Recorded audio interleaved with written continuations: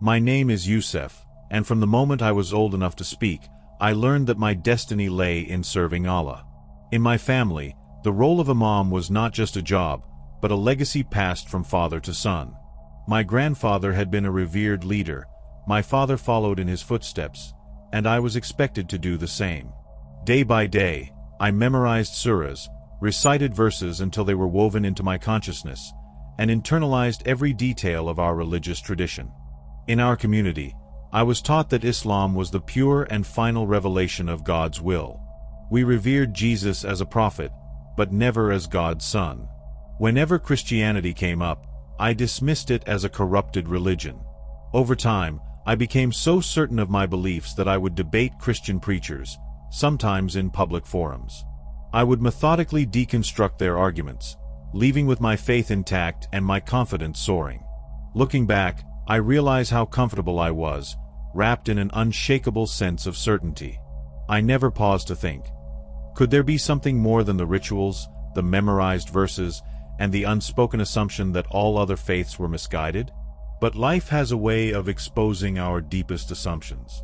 For me, it began with a single, insignificant cough, the sort of thing I would have normally ignored. Little did I know that this cough would pave the way to an encounter beyond my imagination, an encounter that would forever alter the path I once assumed was unchangeable. At first, I dismissed the cough as nothing more than a mild irritation, thinking a few days of rest might help. But when fevers began consuming my nights, my wife, her eyes lined with worry, insisted I see a doctor. The initial diagnosis was pneumonia, and the doctors voiced optimism that early treatment would see me through. They administered medication, attached 4 drips, and kept me under observation. Yet my condition worsened each day, almost as if my body was rejecting every remedy. Sleep became impossible, with violent coughing fits that seemed to devour my lungs from the inside. My fever soared to such extremes that I was delirious at times, mumbling prayers under my breath without truly knowing what I was saying.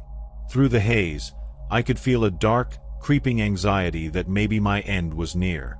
My congregation visited daily, their prayers mingling with the steady beep of hospital equipment. My father's gaze reflected sorrow, but he remained steadfast, reminding me of the reward for patience in suffering. He quoted lines from the Quran, urging me to keep faith. Oddly, in the quiet moments, I felt a faint tremor of uncertainty, like a whisper in the recesses of my mind. As the fever raged, I wondered if the strict religious code I followed was truly enough. Despite the doctor's efforts, my body continued breaking down. Each breath was an excruciating battle. My muscles weakened, my eyes grew heavy. One late afternoon, I felt a sudden weight pressing on my chest. My pulse drummed in my ears, then slowed. The hospital walls blurred. All I could think in that moment was how unprepared I felt, despite years of declaring I was completely ready to meet my Lord. Consciousness faded. I expected to awaken in the presence of angels, perhaps Munker and Naker, to undergo the questioning I had taught about countless times in my sermons. For most of my life, I had comforted dying believers with the promise that death was merely a passage into a serene waiting place, Barzakh, where our souls linger until the day of judgment. But I did not open my eyes to a heavenly scene or even a neutral space of calm. Instead, I found myself in an eerily silent void. Neither light nor darkness, just a vast emptiness with no sense of floor or walls. My senses felt heightened, my thoughts raced, my emotions surged, yet I had no physical body, no heartbeat, no lungs inhaling, no warmth of skin. Yet my awareness persisted, sharper than ever. At first, I convinced myself it must be a transitional state, the place my faith had described. But as time passed, if time even existed there, no angels arrived. No voices asked me about my faith or my deeds. I felt no comforting presence. The emptiness pressed against my mind, filling me with a dread I couldn't explain. If this was death, then it was far more disquieting than I'd ever believed. Without warning, I sensed movement. Distant, almost imperceptible at first, whispers. Strange, unintelligible murmurs that made my non-existent skin crawl. I tried to steady myself, calling on my memorized prayers, but I realized I had no voice. And that's when I saw them. Shadows shifting at the edges of my perception, morphing in and out of formless shapes. They surrounded me, every bit as real as the hospital walls had been just minutes before. The whispers intensified, overlapping, building into an echoing cacophony of hostility. The shadow forms drifted closer, and though I couldn't see eyes or faces, I felt their piercing scrutiny. My soul quaked beneath their silent accusations. I wanted to declare the oneness of God, recite the Shahada, but the words wouldn't come. It was as though a strangling force clamped down on what should have been my voice. A swirl of terror engulfed me. I realized there were no comforting signs that I had followed the right path. Instead, I was besieged by these mysterious entities that exuded malevolence. Their whispers blurred into half-understood messages, sneers about deception, illusions, and how I had blindly clung to lies. It felt like they were dissecting my innermost thoughts, forcing me to confront the possibility that everything I had pledged my life to might have been incomplete or distorted. I struggled to rationalize what was happening. Could this be punishment? Could it be a test? My mind reeled. If I was in Barzakh, then where were the angelic figures I had been taught would greet me? Why was I enveloped in shadows instead of the warm reception I had so confidently promised others? As the shadows closed in, I braced for an unimaginable torment. Then, from somewhere beyond my field of vision, a light flared. Fierce and brilliant, it tore through the void, scattering the shadowy shapes. Their screeches reverberated through my consciousness as they retreated. In an instant, they were gone, repelled by the radiance that now dominated the emptiness. A tidal wave of relief overcame me, yet confusion persisted. Was this the arrival of the angels at last? Would they interrogate me, or condemn me for some failing? My swirling questions faded as the light seemed to take on a life of its own, intensifying until it felt like standing in a realm of pure, living power. From the heart of that blinding glow emerged a figure. At first, I told myself it must be an angel, perhaps Israfil or some other majestic servant of God. But as he approached, something inside me recognized him, even though everything I had ever believed screamed it couldn't be. There was an authority emanating from him that dwarfed every concept of angelic might I'd held. My thoughts spun frantically. Jesus? Impossible. I had debated Christians countless times, rejecting the notion that he was divine. Even calling him the Son of God was, to me, the pinnacle of blasphemy. Yet here he stood, bathed in a brilliance that made me feel both insignificant and oddly safe. I tried to avert my gaze but found myself transfixed. His face glowed with a compassion deeper than any I had known, tempered by an unmistakable regal strength. I felt an overwhelming urge to kneel, and though I had no physical form, my essence bowed before him. My arguments, the debates, my unwavering defense of Islamic monotheism, all of it caved under a weight of truth that defied logic. He spoke my name, Yousef. It reverberated in my being, not merely as sound but as a force that searched the deepest chambers of my soul. I realized nothing could be hidden from him. Every sermon I had delivered, every prayer I had led, every debate I had waged. He saw through them all with an unvarnished clarity. I tried to protest that this must be an illusion, a trap, but I sensed no malice. Instead, I encountered a love that made me tremble, a love that felt too pure for any deception. It was as though he was showing me the truest form of compassion, while also revealing the depth of my own blindness. Then he spoke again, his voice resonant yet gentle. You believed you were defending truth. Now see who stands before you. In that moment, I understood, beyond reason or tradition, that I was face to face with the one I had spent a lifetime dismissing. His light expanded, and suddenly we were no longer in that void. Instead, it felt as if we stood above the earth, surveying countless cities across the Middle East and beyond. I saw places I recognized: Cairo, Damascus, Jerusalem, Baghdad. Scenes of bustling life transformed into scenes of destruction, riots, and wars. Smoke rose from neighborhoods reduced to rubble. But then my vision shifted further, piercing into a hidden layer that most never see. Dark spiritual forces hovered around political leaders, whispering lies of power, greed, and conflict. I watched as they sowed discord between nations, fueling ancient grudges until ordinary people became cogs in massive wheels of violence. Scenes of heartbreak played out below, families torn apart by missiles, children crying in deserted streets, houses of worship destroyed in the crossfire. He showed me religious institutions of every kind, churches, mosques, temples, where leaders stood in ornate garments, preaching messages that sometimes brought comfort but often contained half-truths or blatant distortions. I saw Christian megachurches devoted to prosperity sermons, ignoring genuine repentance or the transformative power of the cross. I saw mosques echoing with fervent prayers, yet behind some of these prayers lurked chains of tradition that kept people from ever questioning or personally encountering God. I witnessed false doctrines gain footholds, turning faith into either hollow ritualism or outright fanaticism. People of all backgrounds trusted leaders who were themselves bound by spiritual forces they neither recognized nor acknowledged. This veil parted, revealing that what seemed like political strife was, at its core, a ferocious battle for souls. Then, in the midst of the darkness, lights flickered. I saw small gatherings, secret house churches, clandestine prayer meetings in basements, little circles where the gospel was read by candlelight. Men and women from Muslim, Jewish, Hindu, or even atheist backgrounds bowed together, tears streaming as they encountered Jesus in ways they never imagined.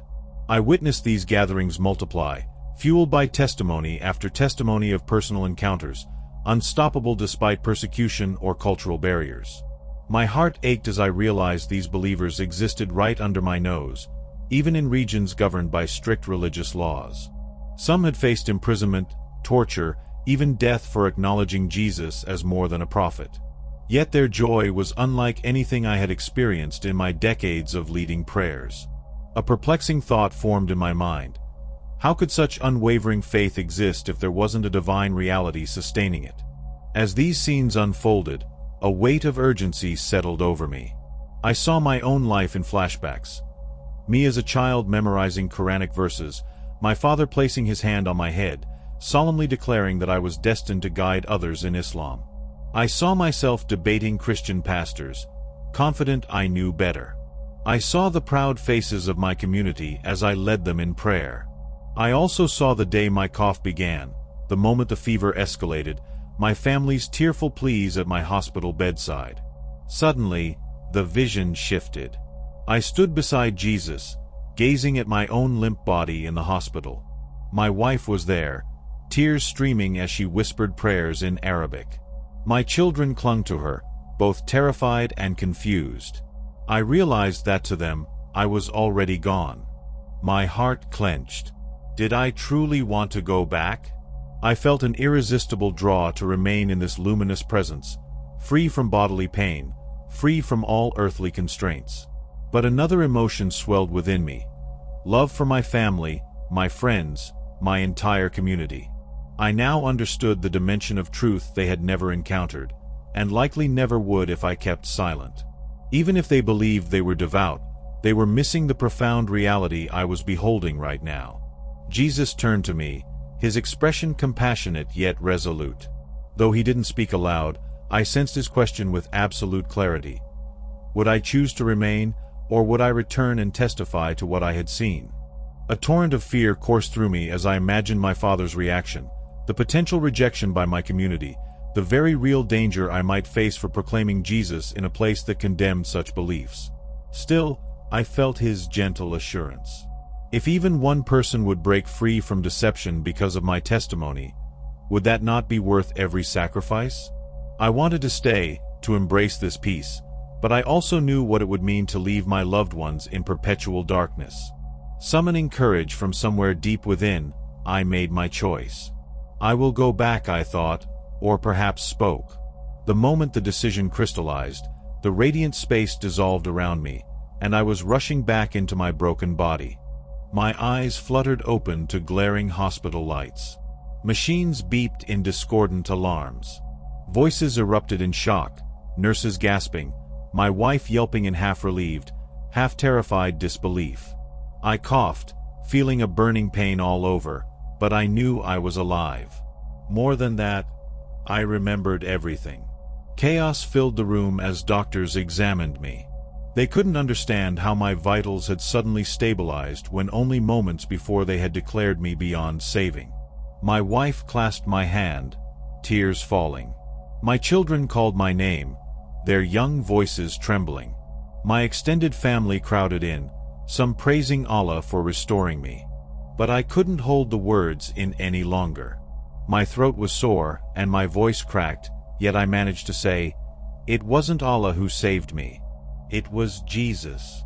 Silence engulfed the room as if an invisible force had stopped time. My mother covered her mouth in shock. My father, usually composed, looked utterly stunned. Someone whispered that the medication must be distorting my mind.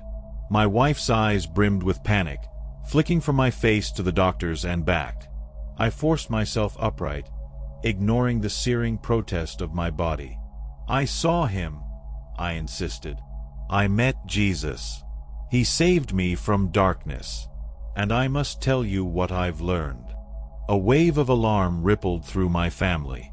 My father took a step back, eyes flashing with both grief and fury. "Yousef," he said, voice shaking, "we must pray for you.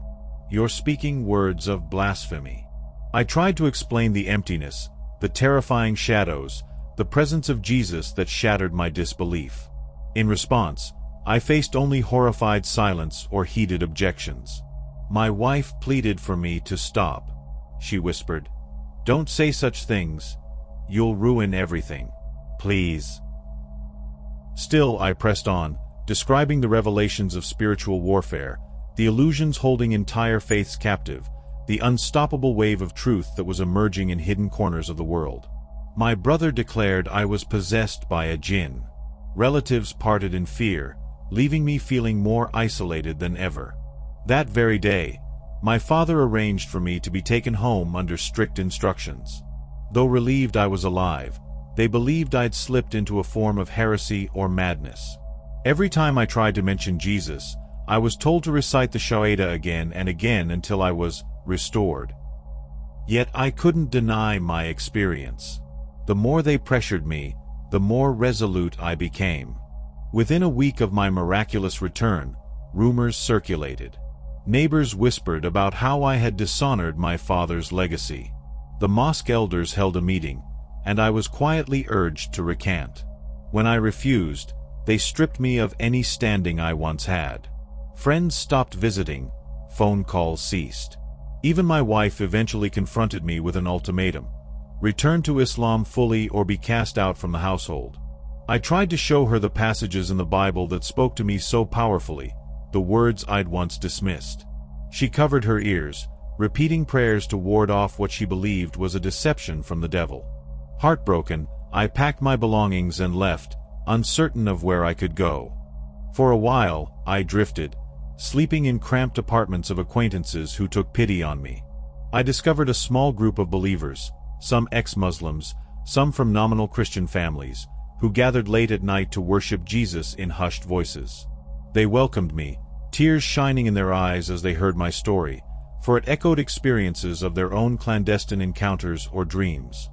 Bit by bit, I shared my testimony with whoever would listen. Many reacted with anger or ridicule, but a few were intrigued. They asked questions with a trembling sincerity. Young men and women, raised from birth to never question their religious leaders, now searched for something beyond ritual. I watched as they wrestled with fear, the dread of being ostracized, disowned, or worse. Some stepped back, unable to bear the strain. Others quietly pursued the truth, devouring the New Testament in private, praying under their breath, "Jesus, if you are really the Son of God, show me." Their faces lit up when they felt He answered. I recognized their transformation, that spark of revelation I, too, had felt. In the secrecy of living rooms, on battered old couches, I witnessed baptisms performed in portable plastic tubs. Tears of pure joy were shed by those stepping out of centuries of tradition into a relationship they never believed possible. Gradually, I realized the underground revival Jesus had shown me was unfolding before my very eyes. Despite the hostility, the shut doors, and the constant threat of punishment from family or authorities, the message of Christ persisted. Each time I felt discouraged, I recalled standing in that blinding light, hearing him call my name, reminding me that no earthly power can stop the truth from reaching the hungry. Of course, I still grieve for what I lost. My father's respect, my wife's closeness, the community I loved. Yet I gained something infinitely more valuable, a genuine encounter with the living Son of God and a new family bound not by tradition but by faith. Each day, I cling to the certainty that His grace is enough to sustain me through every trial. I share this story not to condemn anyone's beliefs, but to urge you to look deeper. No matter where you stand, whether you're devout in your own tradition or you've never set foot in a place of worship, ask God to reveal the truth. It might shatter your expectations, but it can fill the emptiness that routine and ritual alone cannot satisfy. If you found this journey compelling, subscribe to the channel, like this video, and share it with others. Let's explore faith together and awaken to the unseen battle and the hope that lies beyond our familiar world.